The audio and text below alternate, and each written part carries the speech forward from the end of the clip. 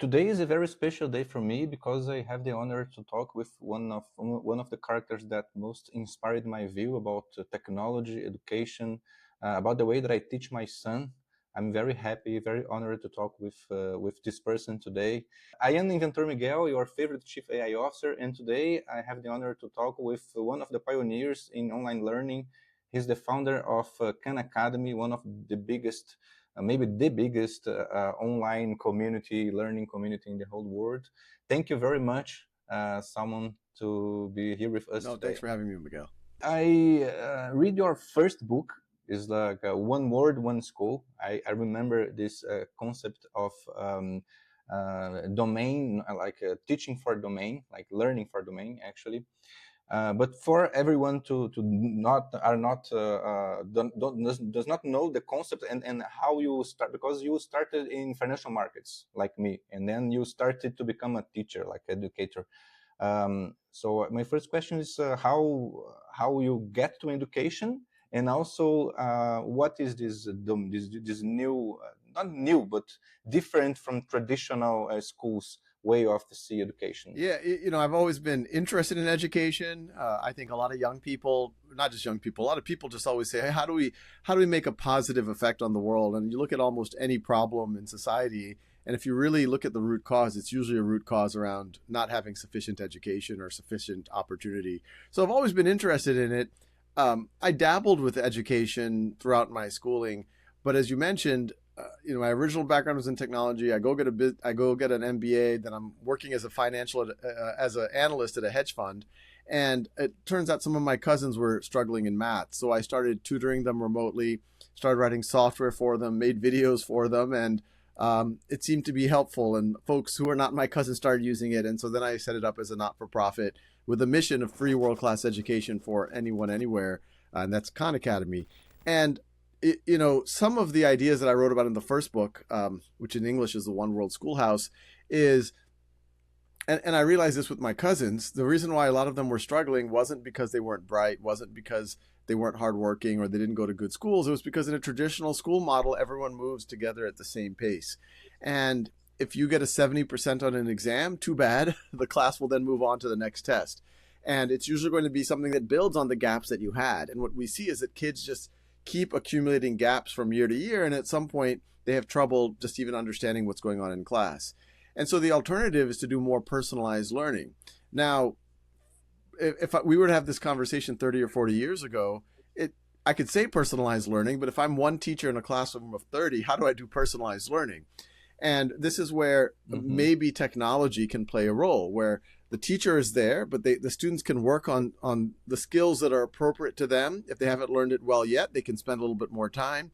If they're ready to move ahead, they can move ahead. Teacher gets data, and then they can hold the students accountable. And then you also use class time for other things other than some of these skill-based learning. And so that's the general principle that we've been preaching for a while. And Khan Academy obviously can be used in very traditional environments, but we like to make it so that it can really support mastery learning. I use it a lot. Your example about math specifically. I also was a math teacher, and what happens with math is in the schools, the student have 40 minutes to learn some, and then they don't know some. And in the next class is multiplication, but multiplication is an abstraction of the sum, and then is the division, and so on. It becomes a snowball, and that's why math is so complicated in this school environment. And I remember when I was reading your first book, somehow not that you predicted AI, but I remember that you have a solution, but it was incomplete solution because it is not possible to personalize in the Khan Academy model without generative AI. But now, and reading your new book, I think that you find the solution. Now I have the solution. So now we can finally have this like personalized education for everybody. Do you have that? Is that correct? So you was trying to you was thinking about the possibility of having AI like we have today in your first book in 2000, I think it's 2008 or 2009, something like that. How was this process? Yeah, the book was in 2011. It had come out. Yeah. In some ways, we have. I think where we are now is if you are suitably motivated. Actually, even before we talk about generative AI, you could access Khan Academy, learn at your pace, watch videos. You can go pretty far. I just this past summer, my wife and I, we met this young woman, grew up in Afghanistan, couldn't go to school, became a refugee in Pakistan, applies to MIT, which is one of the top universities in the world, and they were very impressed with her. But she had no formal schooling, no grades, no standardized test scores. And they asked her to certify her knowledge on Khan Academy using another platform we have called schoolhouse.world, another nonprofit we started where you can certify your Khan Academy work. And based on that, they admitted her to MIT, and she's doing really, really, really well now. And so, she's an example of if you have the motivation, and she was even using the pre-AI version of Khan Academy, you can go pretty far. The AI only supports you even better. If you have a particular question, etc., you can go much further. With all of that said, I don't want to pretend that we've solved the whole problem, because what we see is, yes, if a student is motivated, they can now learn a lot on their own. The reality, though, is probably 10 to 20% of students fall into that category. The other 80% need a push. They need accountability. And this is where some form of accountability mechanism, whether it's the teacher, whether it's the parent, or some other motivation, needs to be there in order to drive the student. And a lot of what we're thinking about now with AI, the first wave that we invested in on the AI is how do we help the AI support the student as they're trying to learn how to factor a polynomial, or learn about photosynthesis, or learn about World War I. This next wave we're doing, we're trying to build on that, is how can we make the AI act as more of a coach, as an engagement tool, to be more proactive. If you think about a great tutor, doesn't just sit and wait to be asked a question. A great tutor is proactive. A great tutor will hold you accountable. They'll say, hey, where are you? Come on, you got to do the work. They'll call your parents. They'll call your teacher. And so I think that's going to be the next wave of where we're investing in AI. And talking about specifically about AI, in Portuguese, your is different in English, but in Portuguese, the name of the book is Teach Everything to Everyone. In English, I think this is different, the title. But doesn't that idea of teach everything to everyone is in a Western style way of learning? You can lose the local cultures and languages. How I was researching about this AI risk in general, but in education more specifically. What do you think about this? This idea. Yeah, well, I think the principle is that anyone can learn anything. That's another way of saying teach everyone, anything to everyone. But it doesn't mean teach them all necessarily the same things, or teach them the exact. Now, math, I do think, is 95% the same as you go from one country to another. The notation might be a little bit different, etc. But if you are strong in math in Brazil, you come to the US, you'll still be strong in math. You go to China, you'll still be strong in math. If you're weak in math in Brazil, you'll be weak in the US, you'll be weak in China. Okay. But I think things like history and civics and literature absolutely should be localized to the region you're in, and even the math to some degree. And so we have a large effort in Brazil, in Brazilian Portuguese, br.khanacademy.org. And I encourage people to look at that. These aren't just translations of our content. For the most part, it's been redone by local experts in Brazil to match the curricula there, to make sure it culturally resonates with students. So 100% agree that, it shouldn't just be whatever, even in the United States, the 50 states all have different standards and actually very different cultures too. And so, yes, I think some of the principles, personalization, mastery learning, being able to learn at your learning edge, being able to give the teachers data, these are, I think, universal. But the what and how you're learning and how the content is made, that absolutely should be more local. And you say that AI tutors can make education more equal, yeah? But at the same time, and especially in Brazil, uh, the access to internet, for example, is not something that everyone have.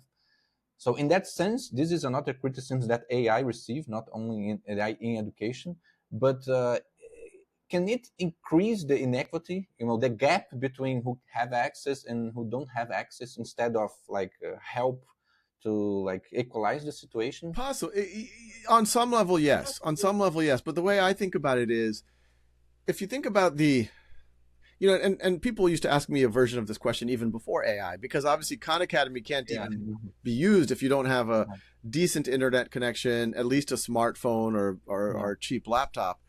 But if you think about in the old world, if we were to go back 50 years ago, if a upper middle class or middle class family, if their child was struggling, they would either be able to tutor their child themselves, or they would hire a tutor for their child. And that's before we even talk about what school they send them to, etc. And now that's a pretty expensive thing to do. I don't know what the going rate is in Brazil, but in the United States, a good tutor could easily cost $30 to $50 an hour. Very expensive. That's per hour.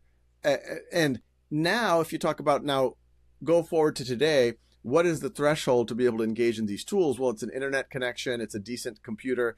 That's much less than $50 an hour. It's probably less than $50 a year when you think about it all in. And so it dramatically has lowered the barrier. And those costs are coming down every day. So I agree with you. If you come out to Silicon Valley, if you see my kids and their friends, yes, they're using all the AI tools. They're very adept. They're more adept than many of us are. And so they have an advantage. But I think hopefully it's a short-lived advantage. And if we were to go to 50 years ago, my kids would have a permanent advantage. I would be able to tutor them. We would be able to send them to the best schools, etc. Now, the same version of my kids, but grew up in a village in India or in Brazil, will have access to low-cost smartphones, devices. I mean, these are already, the pandemic accelerated that actually a lot. They'll have access to these things. They're now going to have access to world-class content through Khan Academy and other resources. They'll have access to the AI. So I think I don't want to pretend that we've solved it all, but it used to be a high barrier. Now it's a much, much lower barrier, and that barrier is going to be coming down if we're good at what we're doing. And regarding safety and data privacy, in Brazil, we have some laws, but they are not so strict like in Europe, for example. How Khan Academy are protecting students' data in countries like Brazil or India with weaker privacy laws? Well, one, we have been working with a few districts in Brazil. The privacy laws actually seemed pretty good, at least from what the school districts were trying to push. We were trying to convince them that the fact that we are complying with the U.S. privacy laws should make them feel good. But to your point, some of the things that we do, and this is one of the reasons why I made Khan Academy a not-for-profit on day one, is even before generative AI, the data could be very valuable. It could be very valuable in positive ways to help personalize for students, to keep track of what they're doing, inform teachers, understand the efficacy. Those are all very powerful uses of data, but we also know there's negative uses of data. You might be selling ads, or you might be trying to cross-market them to something else. So we've been always very clear that the only reason we would ever use data, and we want people to hold us accountable, and we're a nonprofit, is that it's only to make the experience better for the student, more effective, more personalized, or to help other stakeholders like parents or teachers help the student, or for us to understand our efficacy and improve the system. Those are the only reasons that data will ever be used. Now, on top of that, if you want to protect data, there are things like SOC 2 audits to make sure that you are a mature enough organization that the data can't, that just a simple hacking attack won't be able to breach it, things like that. So we definitely are at the highest standard on things like that. And then we take precautions above and beyond that. When students engage with the AI on our site, none of that data, first of all, we depersonalize it. And all of our contracts with the AI companies are that they cannot use any of that information for training future models. So we think it's as protected as you can reasonably. Yeah. Another common question that I receive a lot, and I will do these questions for you, is about the job of the teacher. So if AI tutor can personalize learning for every student, what is left for teachers to do? And do you understand why some teachers have this fear of I will lose my job? Yeah, I think this is a time where everyone has a little bit of a fear. Will I lose my job? But I've been very clear. I think teaching is one of the safest jobs. Any job that can really has two properties, that can lean in on the human element and can be amplified with AI, is actually going to be in a very good position. And I always like to, So how a teacher can amplify his job with exactly. AI? So I like to go back into history. If we were to go back into the 1800s when textbooks came out, there were a lot of teachers who were worried. There's like, oh, this textbook, I don't know. I'm the source of knowledge. But as we see, those textbooks weren't a threat to teachers. They actually helped teachers. Now most teachers say, I need a textbook. Similarly, when tools like Khan Academy came out with videos, there were some fear. People said, oh, this feels a lot like a lecture that might happen in class. And we were very clear that, yes, it could be. And there's some benefits to the videos that kids can pause, repeat, watch it at home. They don't have to be embarrassed if they have to watch something from, review something from a few years ago. But that doesn't mean it replaces the teacher. It means that the teacher can now do more with their classroom, which has always been a best practice. Instead of lecturing at your students, have a conversation with your students, have a debate, have a simulation, break up your students into small groups, have them work on things together. And then you as a teacher can walk around and have conversations with small groups or individuals and really connect with your students. And now with this AI world, I think the same thing is true.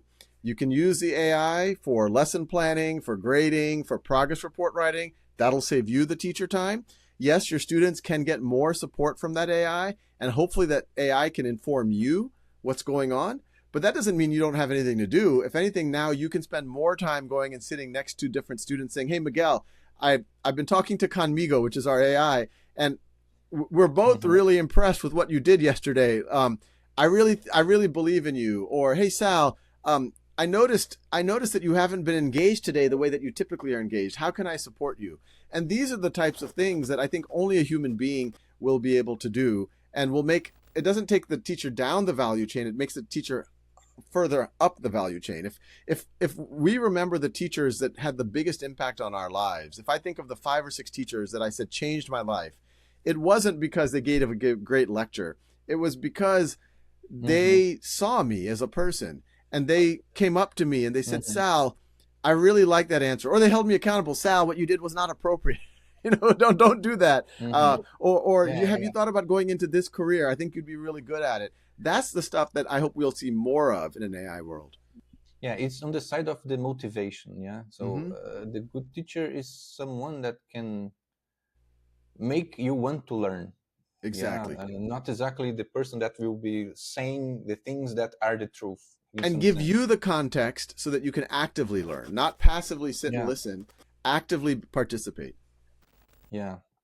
Another very common question that I receive is, and there's some studies that are trying to prove or saying something about it, is the fact that AI will make us as a human more lazy, and especially students. One day I was giving a speech in a school, and the students, this one that sit on the end of the classroom, was saying, "Oh, now the teacher sent me the homework, and I ask ChatGPT and just send the answer. It's very easy for me." How to deal with that? Yeah, some of these studies about AI, making us atrophy our skills, it's not a surprise because in these studies, one of the treatments of how they use the AI is they encourage the students to just use AI to do the assignment. And look, if 30 years ago I went home and I said, hey, Mom, do my assignment for me, or hey, big sister, do my assignment, it's the same thing. And unfortunately, we do know that there are parents or sometimes kids cheat. Now, what AI has done is it lowered the activation enter. It makes it much easier. You just type it in a prompt, et cetera, et cetera.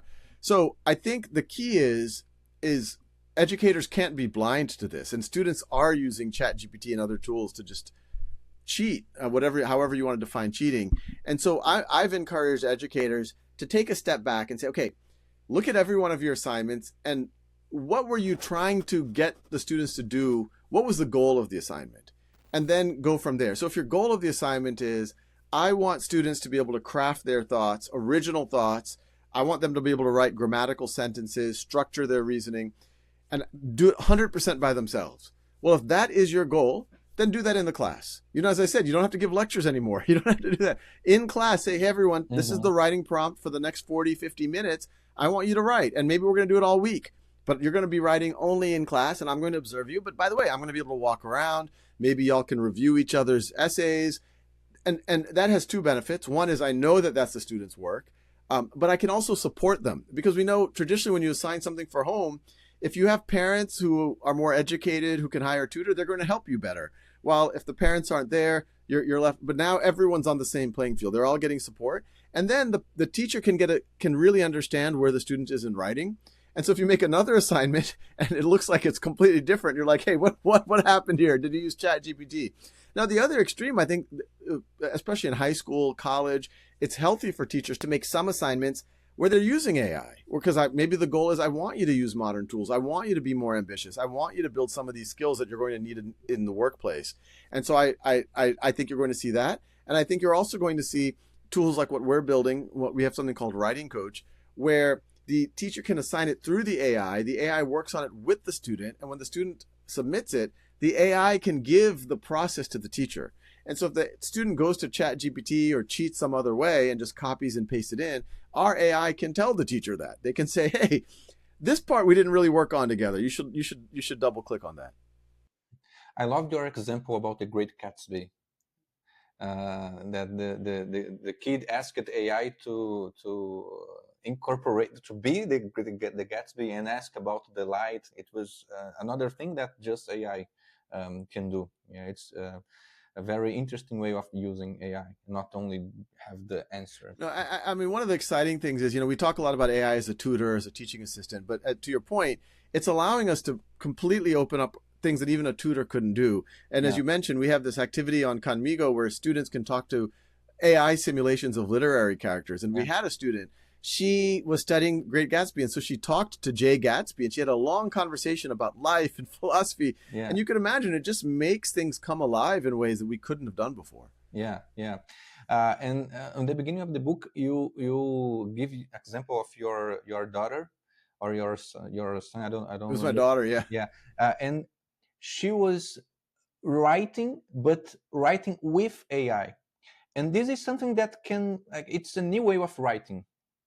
It's not something that she was doing alone, but it's not something that AI is doing alone. And it's a different way that if she became a writer in the future, probably this will be the process of writing. So do you think that we will literally change the way that we write books? For example, it will not be like the writer alone typing. It always will be with some AI in the future. That's a new way of thinking of writing. Yeah, look, I could imagine that the old way of writing will persist for some people, just as I imagine that there's still writers who are using a typewriter instead of using I don't think anyone is handwriting their books anymore. But yeah, I do think it will change, and I actually think it's actually in line with how a lot of creative pursuits happen. If you look at a lot of TV shows, they have a staff of writers, and they bounce ideas off of each other and say, hey, do you think this is funny? Oh yeah, that's great. Let's put that in, etc. And I think for all of us to be able to have that. So if I had to write a book today, and actually even this book that I did write, I didn't use the AI to write the core of the book, but I did use the AI to say, initially when I said, well, what topics are good to write about? Here's some of my ideas. And then it said, well, what about this? I'm like, oh, not this one, but I like this one. Okay, let's think about how I might want to approach it. So I think it's a great partner for that. I think it's a great partner for things like, what are good names for the titles or quotes I can find? And you have to validate them, make sure the AI is not hallucinating.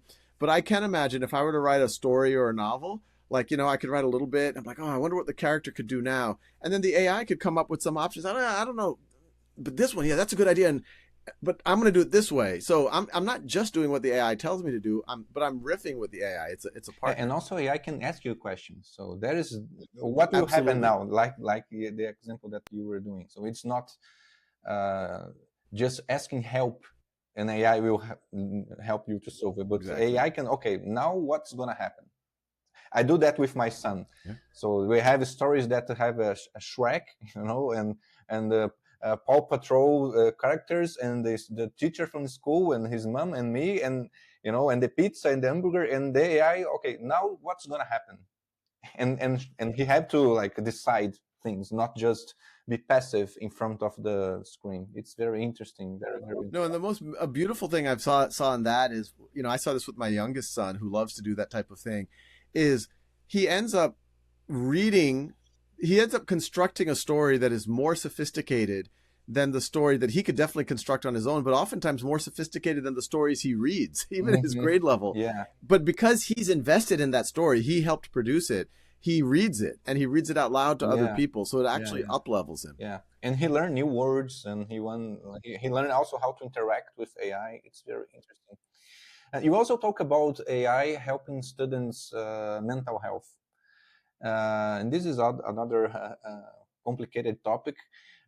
Isn't that risky? I mean, letting algorithms read kids' emotions. Where should we draw the line in terms of like this therapy, psychotherapy ideas with AI? Risk is all relative. We did create some activities like that, and then last second our lawyers suggested that we take it out because of liability. Oh, really? What if someone comes to it and heaven, God forbid, does something, harms themselves, and then our tool didn't support them, so we took it off. But if I think just generally what's good for the world, if there's a student who's looking to harm themselves or harm someone else, is it better for them to have nothing? Or is it better for them to be able to talk to something, and this something can be relatively responsible and say, hey, here's some ideas. You might want to call this number. Here's a suicide hotline. You should really talk to someone about that. Gives you good advice. And actually, I would say that's even better. Sometimes they might talk to their friends, and their friends are going to give them bad advice. Yes. And here, so I actually think it's a net positive.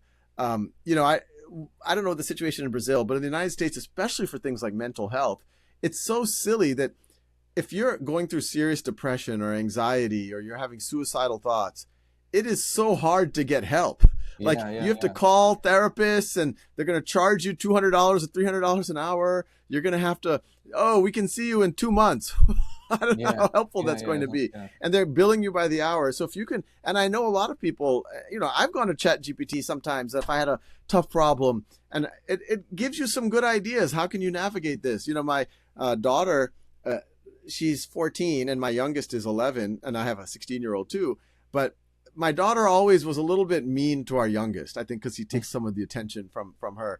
And all of a sudden, this was about 2 months ago, I see her being very nice to him. Like, she's including him. She's being much kinder to him. And so when I had some time alone with her, I said, this is great. I noticed you're being much nicer to him. And then she's like, yeah, I've been journaling with ChatGPT. I didn't even know she was doing this. I've been journaling with ChatGPT. I was complaining about him, to how annoying he is, how he always wants to bother me and play with me and my friends. And ChatGPT told me, look, you're only going to be home for another 4 years. You're going to reminisce about these times with your brother. He really is looking up to you. That's why he wants to be included. Like, here's some ideas of how you might be able to be a little bit, nicer to him. And she listened to ChatGPT. If my wife or I had that same thing, she wouldn't even listen to us. So I think it is actually, everything in moderation. You have to be careful. But I think I actually think there's a lot of positive. Now, if my daughter was only doing that and she had no friends, real friends, and then I would be really worried. And I would try to get her out there. But I think a little bit of balance could be good. Yeah. And about neurodivergent kids, for example, is there anything that AI can help in that part? Because physical things are very important to them. Like the real book, like they can touch, they can see, they are very, very visual. And in that sense, it's complicated just having the computer, and maybe they don't have to type. How is your vision about AI for these kids with special necessities, for example? Yeah, and I think all of us need to go and touch grass more and have sunlight. And my oldest son, he just got his driver's license, and I saw him chatting with his friend online. And I'm like, go to his house. You can go take the car. Yeah. Like, your friend's 2 miles away. Go be in the same. He's like, oh no, well, we're just playing this game. I was like, go be in the same room and play the game at least. Yeah. Like, so I think everyone can benefit from that. And once again, so and kids who are officially neurodiverse, I think tools like AI can be of use, but once again, it has to be in moderation. It has to Yeah. be, you're not just staying home all day. Now, I think going forward, I haven't bought those, Meta glasses yet. I'm waiting, maybe the Google glasses where it can show stuff on this, one of the reasons I'm excited about buying those is I am the person that when I'm walking around and I see a tree, I'm like, I wonder what kind of tree that is, or what Yeah, kind of yeah. animal, or, why is this happening, or this insect, and, Mhm. so AI does not have to be on a screen. I think in the next 5 years, it's going to be a little bit ambient. It's going to be able to see the things you're seeing. It's going to have like a tour guide. And so I could Mhm. imagine you will actually be able to do more outside. And Yeah. it doesn't have to be limited to a screen. Now, I think there's also good times where you should probably even put that away and Mhm. still just be you and your friends and nature. But and I don't want to pretend that AI is going to be a solution to everything. But I also think there's a world where even AI on your computer or on your phone, if you had an AI agent on your side that say, "Hey Sal, you've been on your phone a lot. Why don't you go outside? And it knows whether you're outside Mhm. or not. Why don't you Yeah. call your mom up? You haven't talked to her for a while. It looks like she's, whatever. That Yeah. or even while you're talking to your mom, hey, don't talk about that negative argument that you had 10 years ago. Say something positive, Sal. Like this is Yeah, yeah, yeah, I agree. Very interesting. Yeah. Surprisingly, it was something surprising to me that Brazil is the biggest implementation of Canigo. Yeah, your the AI that have inside Khan Academy, and it's in Paraná. Paraná is a state in south of Brazil. So I want to ask you, why Paraná? What they are doing that other Brazilian states are not doing to have this success? Yeah. Well, I mean, our biggest implementations are in the U.S. We have about 1.5 million students formally Yeah, using. We have outside US is Brazil. yeah, Yeah. outside of the U.S., Paraná is the biggest. And look, I honestly think it's just they have a very forward looking leadership in the state. They've really leaned into it from almost day one. They're continuing to really, and we are talking to some of the other large states in Brazil.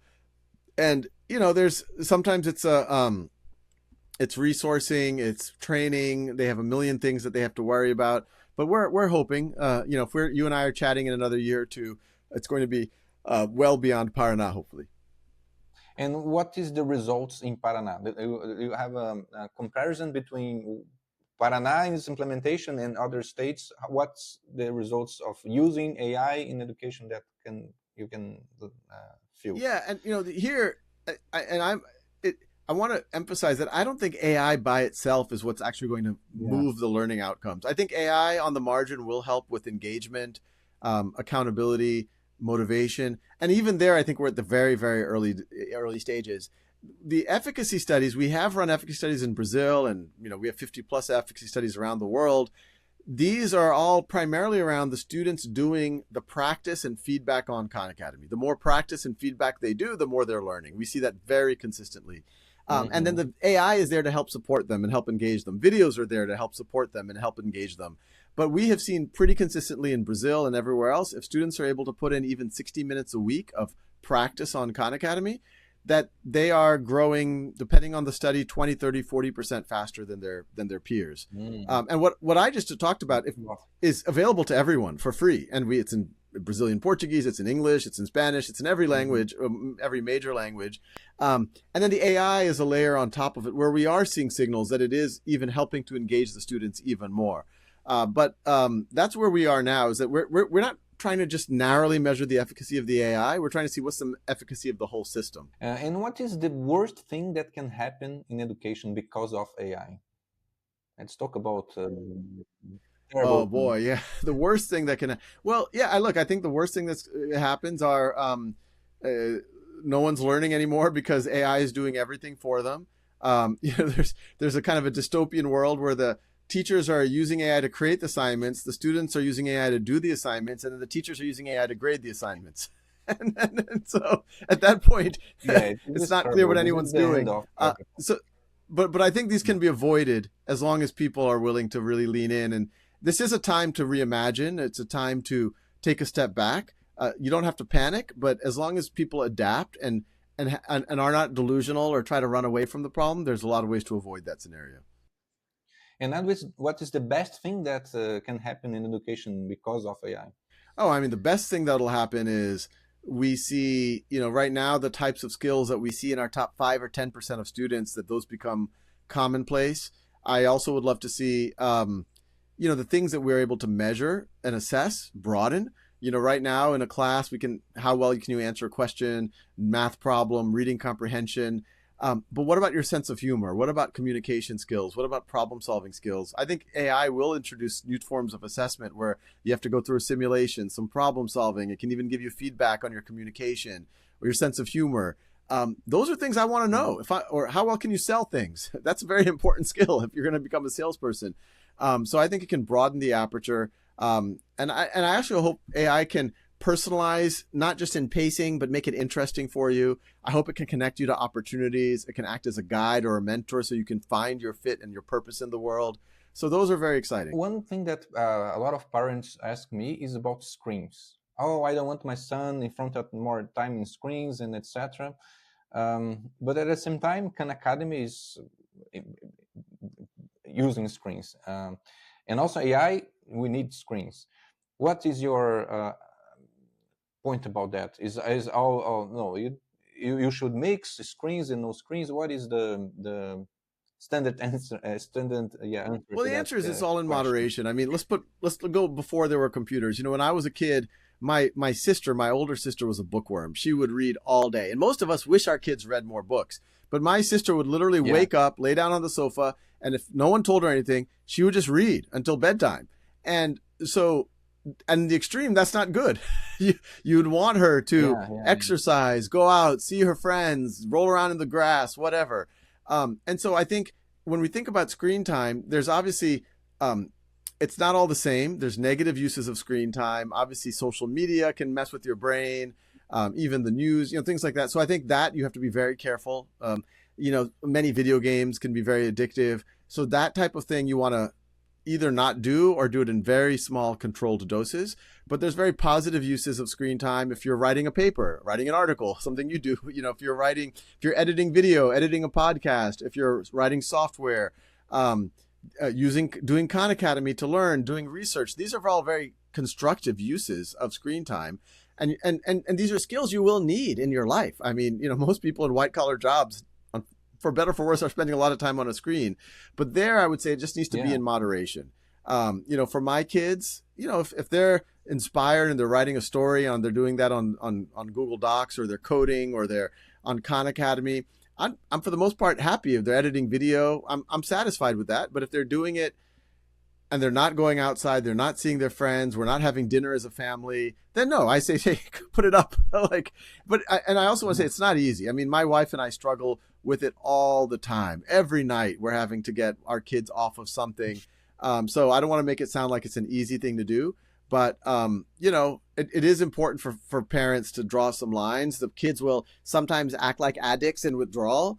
I do think it is important to power through those, because I've even seen it with our youngest. Sometimes we take the computer away from him for like a few hours. He's like, but then especially, sometimes we take it as a punishment. He's like, oh, you did this, you can't have your computer for the next 2-3 days. The first few hours he's miserable, but then 2 days he's doing all sorts of cool stuff. He's drawing more. He's like, I'm going to go outside. I'm like, oh, and so as parents, I think it is good for us to draw some hard lines. Yeah, one thing that I always say to parents about this is when you remove the screen, you at the same time you remove the screen and you start to thinking what other activity you can bring to your kid so they will like doing something. And I say, no, don't bring any other activity. Let the kid think about what they will do now. That's one. Yeah. So what 100%. I think boredom and creativity are two sides of the same coin. Even before screens, when I was a kid, my family, we didn't have a lot of money, so I had a lot of boredom. I would just sit and sometimes I would even watch TV. But I had some friends who had, their parents would give them to tennis lessons and this and this, and their whole day was scheduled. And I used to say, wow, they're so rich, they can take all. I don't envy that. I actually think they didn't have time to sit and say, what do I want to do? Use my imagination. Hey, maybe I'll use this box and I'll make a house. There's so much. 100% agree. Boredom, then you can learn to direct your own time. And what you can say to parents that want to use AI with their kids? What is your recommendations? What AIs they can use? Because you do a lot of you bring a lot of examples of your own personal life in how you use AI with your kids. So Yeah, first of all, I don't think anyone needs to feel pressure. They're like, oh, I have to use AI with my kids, otherwise I'm a bad parent. But there's a lot of fun, if you and your 5-year-old, are, or actually any age, are looking for, hey, let's see if we can write a story together. And just go to ChatGPT, Gemini, and write a story. Let's see if we can get the AI to do this. Let's see if we're reading a book, if we can get the AI to act as this character in the book. I think that could be a lot of fun. As the kids get, one thing I love to do is use AI to make music. There's apps like Suno where you can create songs. People love it as gifts, by the way. I gave this at Mother's Day for my mother. It didn't cost me a penny. My mom was in tears to get a song made about her. You can make videos now. So I think these are very imaginative, fun things to be playing around with. I think, but I would do it in moderation. Nice. And last question, because we are running out of our time. What you can say to the teacher that are afraid of AI? They are, I don't know how to use it.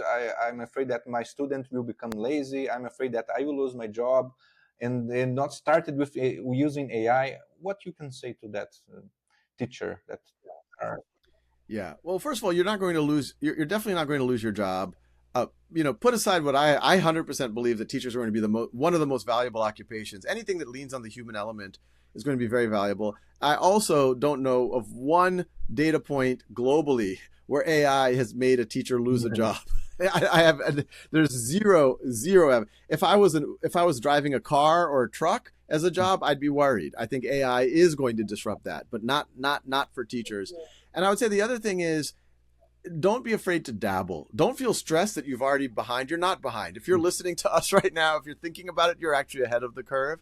And just play with this, and you'll immediately see it's valuable in your own life. If you have to write progress reports, letters, if you have to plan lessons, if you want to prepare your own knowledge for what you need to teach the kids or have creative new ideas, it's going to help you a ton for those types of things. So as you become more familiar with it, you'll come up with really fun things to do with your class too.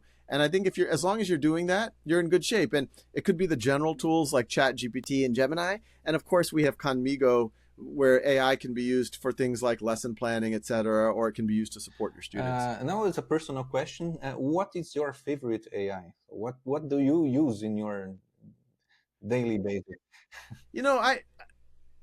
I try to make sure I'm experimenting with everything. This is a time where you don't want to just get into your comfort zone. So, my favorite is Conmigo. Of course, yeah. That's what we. But no, I also look. I probably use Gemini and ChatGPT. I use a good bit, and I use them for a little bit different reasons. Sometimes, Gemini almost comes out naturally while I'm using Google, or if I'm writing a Google Doc. While for ChatGPT, I've appreciated that it kind of has a little bit more memory. So I don't have to always give it all the context of who I am and what I'm trying to do. It remembers some of that. It depends what I'm using, but I try to use all of the above. So thank you very much for this time, Salmon. If you want to learn more about all this is the book. In Portuguese, Ensinar Tudo a Todos is the title of the book. And don't forget to like this video, follow me here, this channel, and again, Salmon can thank you very much for this amazing conversation. It was very inspiring to me. And bring us your last thoughts about the future. What is the next thing? What will happen the next 10 years with AI, to finish this conversation in predicting the future? Yeah, let's predict the future. Oh yeah, I mean, 10 years is a long time now in this world.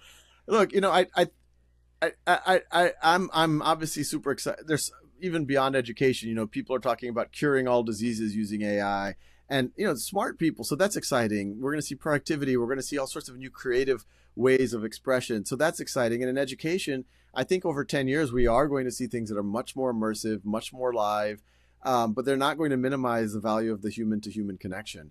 And so, if anything, I hope we can use AI tools to maximize the human-human connection. Just like I said, what if my AI said, "Hey, call your mom," or even while I'm calling my mom, or while I'm talking to my wife, if the AI says, "Hey, why are you arguing? You should apologize, Sal." Like that will make me a better human being. So that's Yeah, my hope. yeah, I agree, I agree.